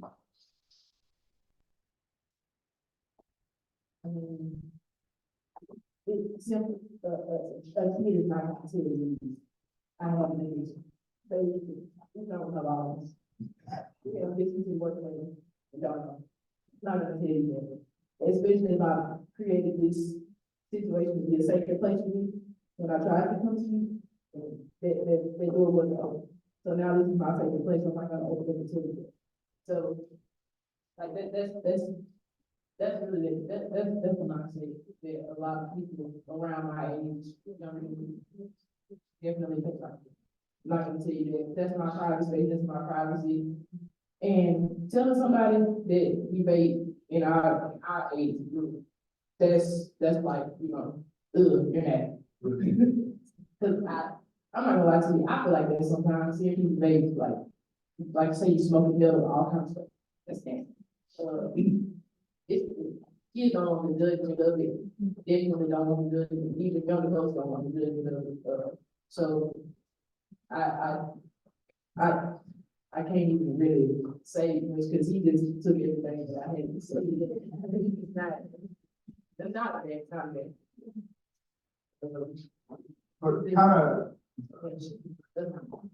But just kind of going along with what they're saying, I think we, in the profession that I do, as an assistant principal, I mainly deal with behavior and discipline side of things with students. And it kind of hurts my heart sometimes when I hear other people that do my job refer to themselves as hammers or motor killers or things like that. Because like she's saying, we don't want students to be afraid of us. We don't want us to see us come in the room and shut down. I tell my kids all the time, I'm a compass. You know, I'm there to show the right direction, to ensure we're on the right path, to check in with and make sure we're making those right decisions. And if they view us, you know, like, yeah, there's consequences for things that happen. And yeah, we got to deal those consequences out, but we also have to be that ear for them. You know, we're not just there for the discipline. You know, it's got to go beyond that. and actually listening to what's happening with these kids and try to intervene when possible. You know, it's almost like some people that do the disciplinary job in schools, you know, we have to create a mind shift there within us, you know, to be more accepting and willing, you know, because our days can get pretty busy, you know, and a lot of times kids that want to come see you get left behind because I got this fight over here, I have these things over here, now I don't have time to deal with these kids that have been asking to come see me. And like she's saying, what they learned from that is I tried to come talk to you, you didn't have time for me, I'm not coming back. So we gotta make sure that within our days, we're making that time to actually be able to work with our students that are actually seeking that help, you know? As a, personally, I think that vaping is a big problem because some people think it's cool, because whenever you're in high school, 9th through 12th grade is the most, like, core years of your life. That's where you're almost kind of shaped as a person and what you want to be as a person. And when you're in the bathroom or on lunch break and somebody's like, oh, like, do you vape? Or like, hey, like, when Dylan said, do you have nicotine? You got Nick. And you say no. Sometimes you can get like a look from people who are like, you don't vape? Like, everyone does it. Why don't you do it? And that's because people, peers want to be liked by other peers. So if you see somebody vaping or a group of people vaping, and you go tell like an administrator or a principal, they'll be calling you like, oh my God, like you're a snitch, you're such a snitch. Why did you tell? Like that's any of your business. And it's not a personal attack. It's just a problem, and that we need to figure out how to solve it. Especially if you're doing it in the bathroom, and then you go to the bathroom, there's like 20 people in the bathroom, and people are trying to use the restroom, and then other people are just in a circle, and it can cause chaos, it can lead to fights. And also the germs about sharing. And yeah, it's like, yeah, it's like you have nicotine, and I was like, well, like, can I hit it? And it was just like, why do you wanna touch something that's been on 5 to 6 people's mouths? Like, that's just, it's the addiction like that much that you don't care how you get it, and you don't care where it's been or where you got it from, if you crave it that bad. Yeah, it's kind of with her, like, I gotta find 2 to 3 in the ceilings every week. And that's sitting under fiberglass. You know, they're community vapes. If somebody puts up there, people know it's up there, we're just gonna take turns going in the bathroom and hitting that thing. You know, we did all that work during COVID to separate, we buy hand sanitizer, to set up all these, put everybody split apart, and then they go in the bathroom and share it. So really, it is as far as the germs and everything else. Yeah, I mean, just adding on to what she said, like, it became so normal for kids to vape, or even kids that do vape, instead of, to justify themselves, they'll be like, oh, you don't vape, to justify the reasons why they vape, and so they make you feel bad for not vaping, almost in a way, and it kind of comes down to peer pressure, they try to get you to vape with them, and so they can justify themselves for vaping, and then that's how it kind of spreads throughout the school. I mean, it's secondhand smoke, thirdhand smoke, it's the same thing. Since the beginning of the new year, we've had multiple students in multiple schools. Basically, there was one young man who I know personally, who had to be brought back with Narcan because he basically overdosed in the bathroom. Yet another one last Friday, the same exact thing happened. Last Friday. I want to say to the young people in here, the one thing I noticed is that when y'all lead, your peers follow. Okay, and let me tell you why I say this. Oftentimes when we go in high schools, I'm gonna say on high school level, we go in high schools and we give vaping presentations on the health effects of what vaping causes, and we talk about the popcorn, all of those things. We talk about that. One thing we do is we give it the principal before we start, and we say, hey, all right, we're in the auditorium, we have the whole 10th grade right now. All right, it might be a large school, like we did this at Salt High School. almost 1,500 people at this school. So you say all these sixth graders right here, talk to the principal, if they turn in a vape while they're in here, you give them a free pass today. All right, as long as they turn it in while they're in here, at the end of this presentation, as they're walking out, they drop it in this bag and they get a free pass. And the principals always agree. But one thing I notice is, I'll be standing there with my bag wide open, and I'll have kids walk up to me, and I already know they want to give it up, right? They want to so bad, but other kids are looking at them, okay? So you have a group, you got 300-400 kids, and you don't get one, you're like, I don't look at it as we failed, I look at it as, I didn't have one student that would get it, because I go to another school, and as they're walking out, if you get one, you're gonna get 50. All right, because all it takes is one. If one student, they see one student come up. I was giving one particular presentation, a girl came to me with a purse that opened and said, I don't want to touch you no more. Well, I don't know if she would get two more after she gave them later that day, but at that point, she walked up and gave me two, and I put up 2 of these bags in one school in about 5 minutes. Because they were laid by their peers.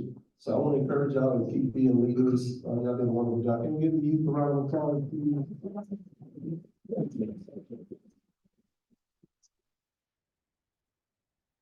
Thank you. This was a great conversation to find out what's going on within this community, and we have some leaders here who are leading that effort here in Southwest Louisiana. The information that you shared is invaluable. And also to the youth here in the audience and on the panel, your feedback and input here is very valuable to us. It helps us to make that decision. It helps to guide us in how to reach youth in Louisiana. Thank you.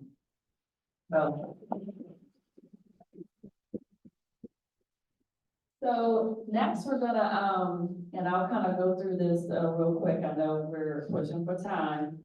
Our call to action. Next slide. So after the discussion today, these are some short-term things that you can do. Next we have a statewide virtual town hall that's upcoming April 24th. The community, basically you can share the resources that we're providing for you. We have resources here at the table, and also I'm going to talk to you about a school vape-free toolkit that was created, additional events, youth vape education and prevention events within the community. You can participate in those things. The day of action events like Take Down Tobacco Day, because vape products are considered tobacco products. April 1st actually is up and coming. It used to be called Kick Butts Day, but it's now Take Down Tobacco Day. World No Tobacco Day is May 31st. The Great American Smokeout is always the third Thursday in November. And any other health related observances that's related to tobacco use and vape use. You can participate in those things. Also, to do some short-term call to action within the communities. Partner with your community schools also. Next slide, there's a vape-free pledge. If this is a tool that you may want to use within your programs or you're referring people to get help to quit, and also the vape-free pledge can be a part of that community awareness and education too. Next slide. The vape-free toolkit. This toolkit was created with the Louisiana Department of Health Well Ahead program in collaboration with Tobacco-Free Living. This was created to help schools provide them with guidance on not only education, including that education and awareness within the schools, but also giving them guidance on to create vape-free policies, helping them to enhance their current tobacco-free policies where it's including vaping, and also improve the consequences in those policies. Within the vape-free toolkit, we also focus on alternatives to suspension, where you're providing more healthier awareness, education, and type consequences instead of punitive consequences. Also in the Vape-Free Toolkit, there's resources, lots of resources regarding, helping the youth to quit vaping. Because that's the other part of this. Yes, education and awareness, but actually that intervention and providing them with the resources they need in a format that they're going to use. Also, the state has Unfiltered Facts, which is another website resources for adults, for parents, for those adult advocates of youth administration. You can get more information from this website. And Quit With Us LA, in collaboration with the State Health Department, we have this resource statewide. quitwithusla.org is basically a hub where you can get resources regarding contacting our quitline services via phone, web, and also text. It's very easy. You can text the word ready to the number 34191. And also for youth ages 13 and 17, we specifically have the online, basically digital services, because we know that youth don't actually want to pick up the phone and talk to someone. Yeah, we've studied our services and realized that that's not going to happen. So the digital services is what's available for youth, where they go to the website or they text the number to begin coaching sessions. Regarding medications, because we know cessation is more effective when you're doing behavior modification. So helping that behavior part, that addiction part, along with some type of medication. So with medications in youth, we're telling them we recommend them to consult their doctor. Next slide. Live Vape Free. So this is specifically a program that we have available for youth ages 13 through 17, specifically to help them quit vaping and to provide them with the information and the tools that they need to help them go through the process. It's very easy to navigate. It's easy to access. And they basically text the word vape free to a specific number. Next slide. They text vape free to the number 873-373. There's self-assessments, there's quizzes, there's flip cards, and also an audio podcast for them to participate in, and visual videos to give them what they need. And they also can access a voice coach. In addition to Live Vape Free, we have the adult advocacy component of that, and that's just tools to provide parents, guardians, any adult expert with the information that they need to help support the youth. And this program, Parents Against Vaping E-Cigs, this was a national grassroots program organization involving parents. It was created by New York City moms. And the reason this was formulated was because a Juul representative entered the high school. And without the school's knowledge, without the parents' knowledge, and told freshmen that Juul was totally safe and that it was going to get FDA approval really soon. So all of this came out, and these parents came together and formed PAVE, Parents Against Vaping E-Cigs. And so that's definitely a website. It's a good resource for parents and guardians. And long-term call to action. We talked about this already in our discussion, and I was so happy and proud of the discussion that you all had. So long-term, we just need to work together within the community and also within the state. And your information here, and this is actually being recorded. So across the state, other parts of the state is actually seeing what's being done here in Southwest Louisiana. And so we thank you all for that. Listed here are just some websites, some resources. You can actually access the School Vape-Free Toolkit online. And these are some other websites with resources along with TFL's website. Next slide. And we talked about social media today. So we, and this is one of our communications goals, is to actually increase our presence in social media. And of course, we're on Facebook, we're on Instagram. And what I've always been told by young people is that Facebook is for old people. So we're on social media and we are working, and we actually found out that we're going to be working on TikTok too. So all of these ads and things that are being put on TikTok to pull youth, we're trying to counteract that. And so we're gonna be doing more promotion and education on TikTok soon. Please join us. And next, you want to take over? Yeah, Janice? thank you everyone. Very important to what we do is evaluation. So if you guys could take a couple of minutes out of your time here and complete the survey, we greatly appreciate it. If you'd like the slides for today's presentation, the email you put on the survey, we'll get you a copy of the slides. So thank you, panelists. Thank you, everyone. Great conversation. We have our resource tables here if you'd like to check them out. We have the presentation program for Ochsner here. We have MCAL here, and Charmaine will wear her other hat and run over here and dance out in a second. And then we have our TFL table. So good afternoon. I hope you all enjoyed the presentation and got a lot out of it. And I also want to thank my peers from around the state from TFL. Thank you guys for being in the house and helping with the planning and implementation of this program. Thank you, everyone. Also regarding evaluation, you can scan the QR code. There's a QR code on the table and also on the PowerPoint.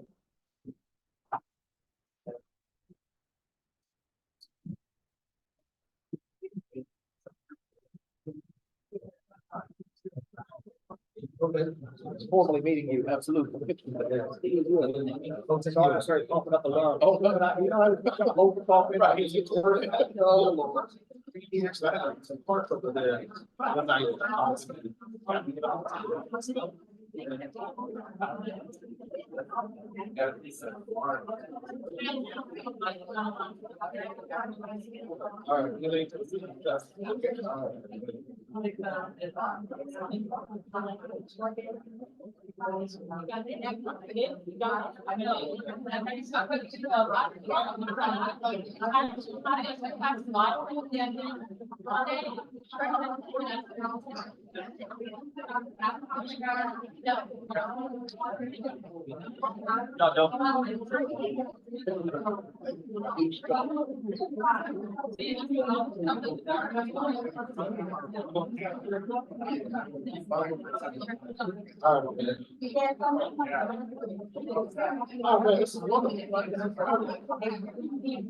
Yeah.